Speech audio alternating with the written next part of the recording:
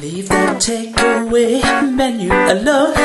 Meet Sean Show, cause Sean's gonna teach you to cook from home. Sean Show, Sean the chef, Sean the chef, Sean the chef, Sean the chef, Sean the chef, Sean the chef, Sean the chef, Sean the chef, Sean the chef. Hey, welcome to today's video. As always, wash your hands. I've already washed mine. Today we're going to do a baked Alaska. For that you're going to need a sponge and you're going to need a meringue.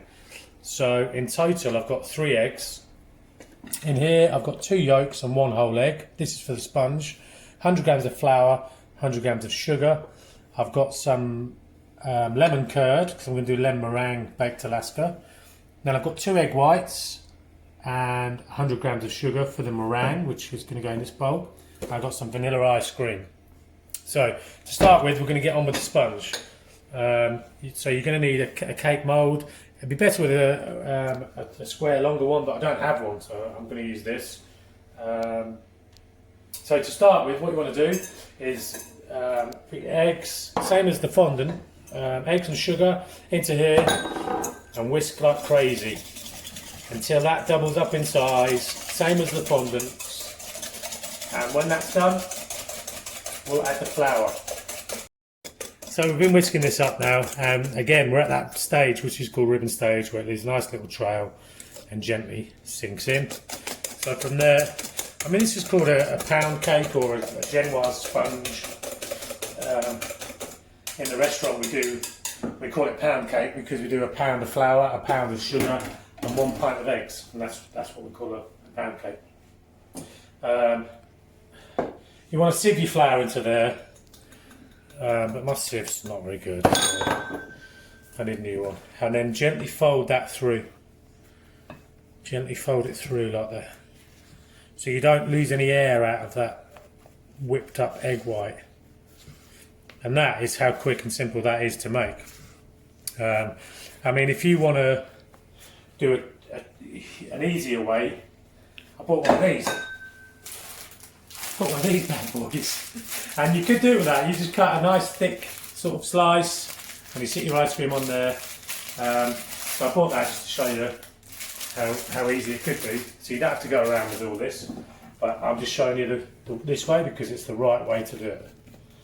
So there you've got your cake batter, and then you want to oil your tray. I never wash my trays. I just wipe them out, so they're always sort of non-stick anyway.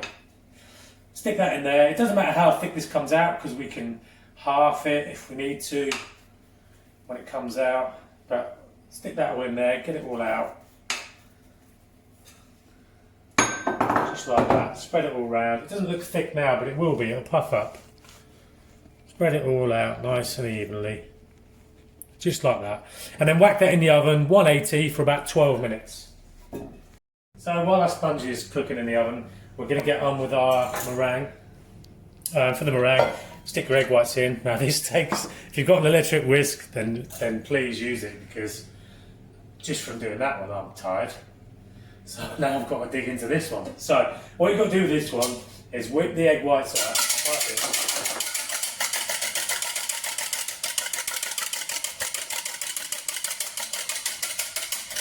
And then you add your sugar in 3 stages. So I'm going to carry on whipping this up, and then I'll add the sugar in certain stages.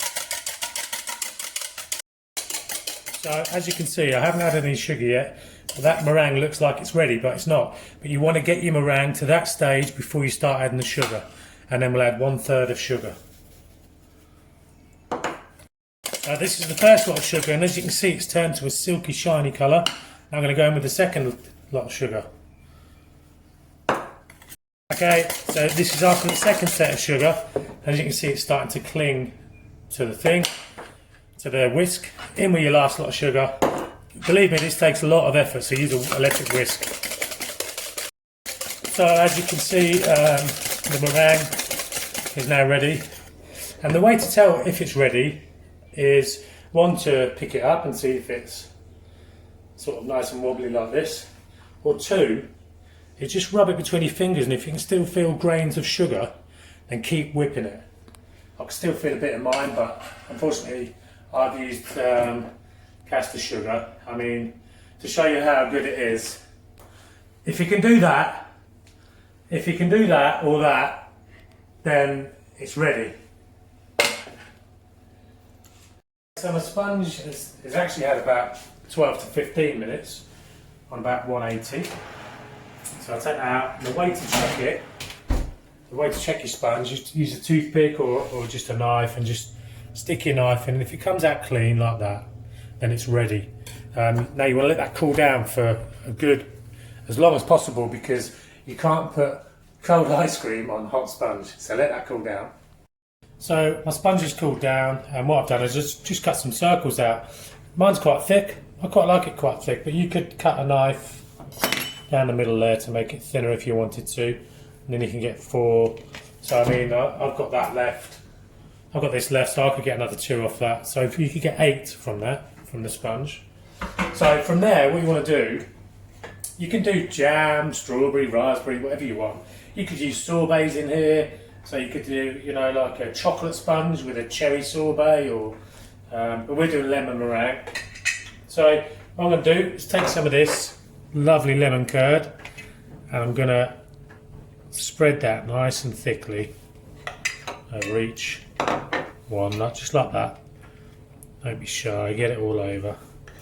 That just brings a nice freshness to the whole dish, because the meringue is actually quite rich. And then what I did with the ice cream is I boiled it beforehand, and I set these in the freezer for a good half an hour beforehand. So they're quite hard, gives you enough time to play with the meringue.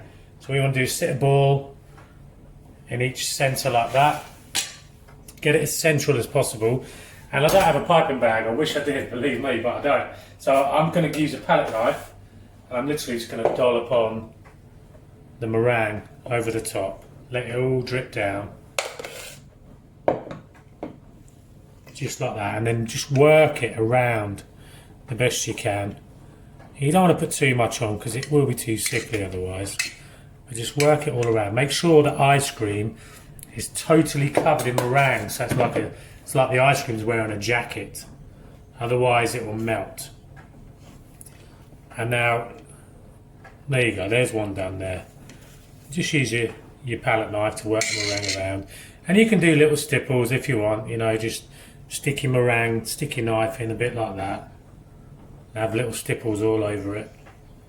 And then really you should put that back in the freezer for a good 10 minutes to firm up, and put it in your oven on 250 for 5 minutes. So I'm going to whack these back in my freezer, finish this last one, and maybe splat a bit of this on Nat's face. I don't know, who knows. But yeah, so I'm going to finish this, put them in the freezer, and then put them in the oven 250, 5 minutes.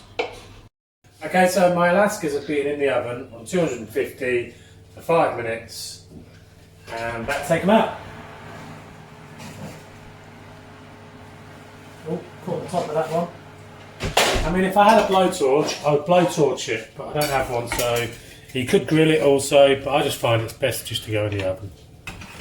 And here we go. A baked Alaska. So tasty, so nice. If you've never had one before, try it, because it's really tasty. I just want to say, give a shout out to Jason Adams. He's been asking me to do a baked Alaska for so long. So here you go, buddy.